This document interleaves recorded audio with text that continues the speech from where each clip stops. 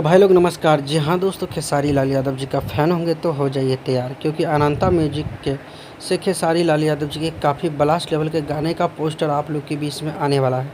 तो दोस्तों कब होगा गाने का रिलीज़, तो आज का वीडियो में बात करेंगे। तो जी हाँ दोस्तों, बहुत जल्दी एक अच्छा सा और प्यारा सा टाइटल आप लोग के बीच में आने वाला है। तो दोस्तों बता दूँ, 1 से 2 दिन के अंदर में खेसारी लाल यादव जी के आने वाले गाने का पोस्टर को रिलीज़ कर दिया जाएगा। जैसे कि आप लोगों को पता ही होगा, भौजी लेंगे लेंगे गाना रिलीज़ हुआ है। इसके वजह से खेसारी लाल यादव जी का वो वाला गाने का पोस्टर नहीं रिलीज़ किया गया है, लेकिन 2 दिन के बाद आप लोग को देखने को मिल जाएगा खेसारी लाल यादव जी के आने वाले गाने का पोस्टर और वीडियो। तो चैनल को सब्सक्राइब और वीडियो को लाइक करिए। हम मिलते हैं फिर से नेक्स्ट वीडियो के साथ, तब तक के लिए bye, take care, love you all, धन्यवाद दोस्तों। मिलेंगे फिर से नेक्स्ट वीडियो के साथ में।